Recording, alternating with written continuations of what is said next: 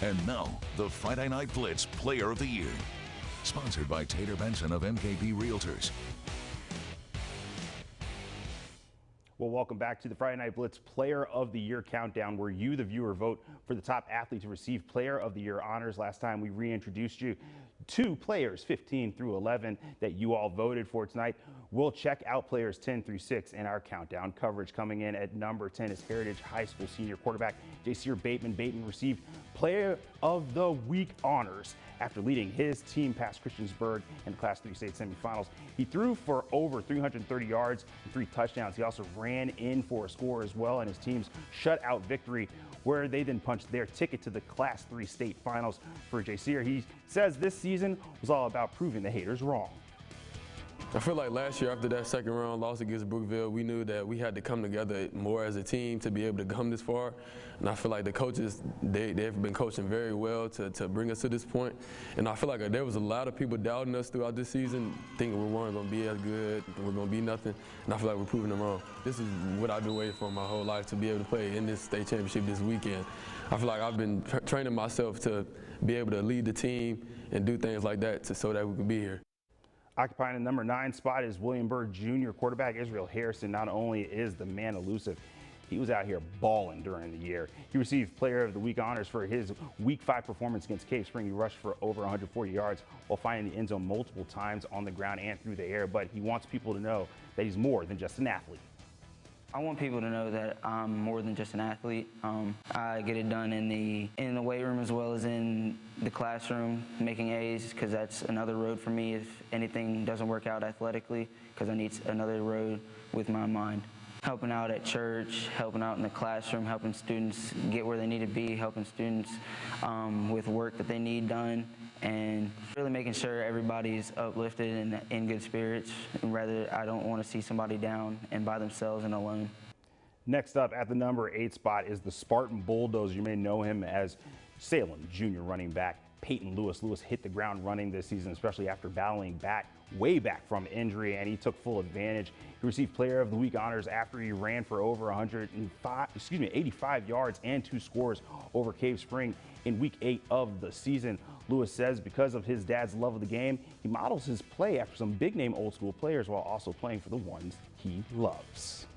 I used to watch a bunch of old players back in the day, because he wasn't into the new players back then. He was into the old players like Earl Campbell, running back.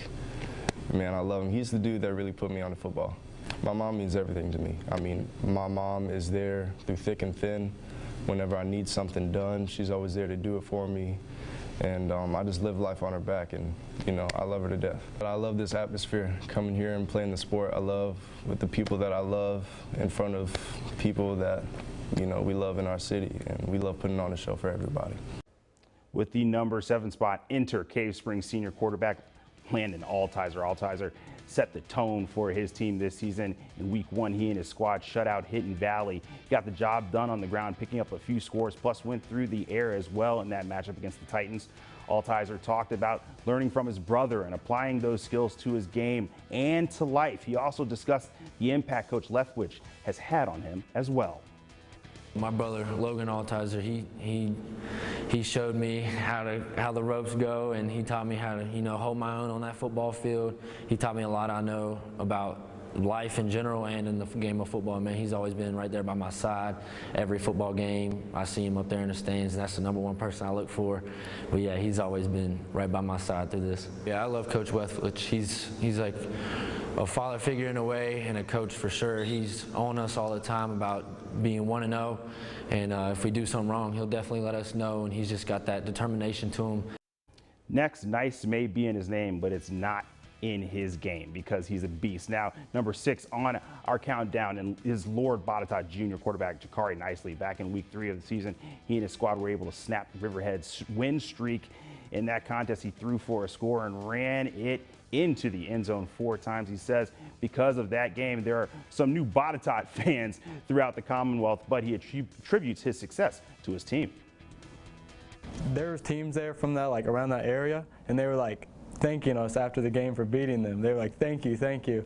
And it just made me laugh, because I was walking off the field, and this one guy was like, thank you so much for ending it. I was like, you're welcome. So it was a great feeling, but I felt bad for them because they put a lot of work in, and they did really good for those 6 years that they didn't lose, but it had to end sometime. It means a lot to me that I could count on my teammates to help me perform like I could, because I couldn't do it without them.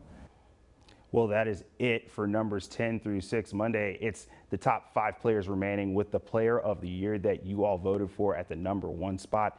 This is the player of the year countdown for WFXR Sports. I'm Ryan Moy.